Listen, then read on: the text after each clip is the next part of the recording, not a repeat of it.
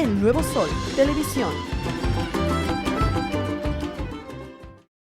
Las particularidades del fenómeno de Ciudad Juárez, ¿no? Una ciudad en la que convergen el libre comercio, el crimen organizado, la corrupción política, la migración, todos estos fenómenos que son tan intensos y que determinan tantas, pues, nuestras sociedades, y ahí todo al mismo tiempo.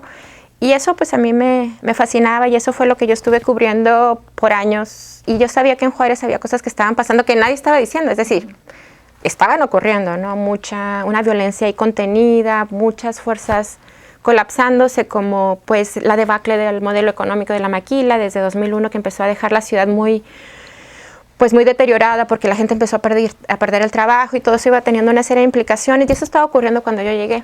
El libro recoge de alguna manera todas estas reflexiones que yo he hecho de Ciudad Juárez, esto que les hablo de la combinación de fuerzas, con un énfasis muy en particular en la debilidad institucional de la Procuración de Justicia, que sabemos evidentemente que el narcotráfico obedece al comercio, a todo este modelo económico, etcétera, pero yo quise apuntar en este libro a unas debilidades institucionales que yo medí.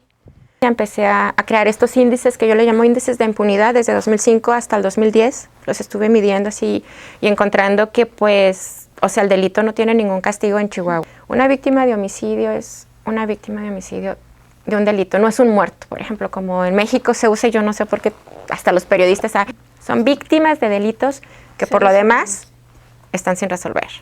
Si, en mi opinión, si lo cambiamos el lenguaje de muertos pasivos, así como ya no hay nada que hacer, a víctimas de homicidio, mantendremos vigente el problema. No va a haber paz si no hay justicia. Y no hay justicia.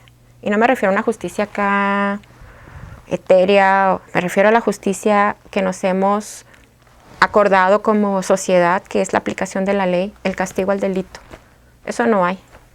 Y no hay en México. Entonces, ninguna sociedad se puede reconstruir sobre esos cimientos, ¿no? O sea, la gente ofendida sin justicia, pues, y son 10,000 familias, o sea, o más de 10,000 familias que perdieron un hijo, un hermano, un tío, una hija, de manera brutal. Perder a un familiar es terrible, por una muerte natural.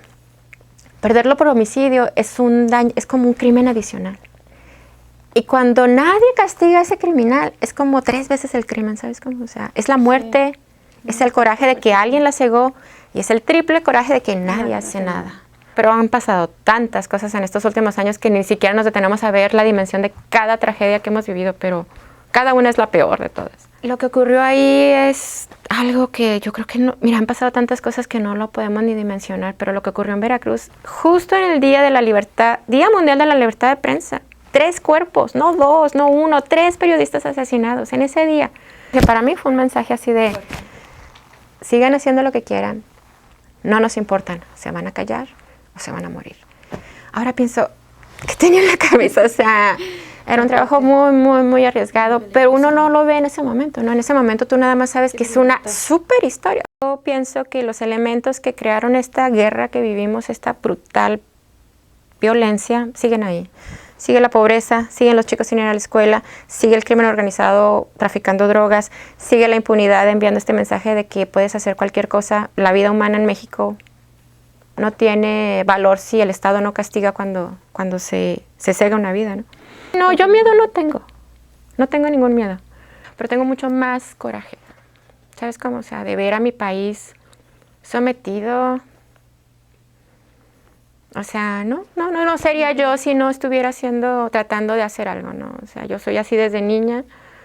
Siento mucho personalmente los males colectivos. Desde niña me asustaba mucho, por ejemplo, con las bombas o la Guerra Fría. Sentía que todos nos íbamos a morir. Entonces siempre he tenido esta sensibilidad hacia lo colectivo y pues si me he especializado, si ya tengo una carrera, o sea, sería un crimen de mi parte, pues no colaborar, ¿no?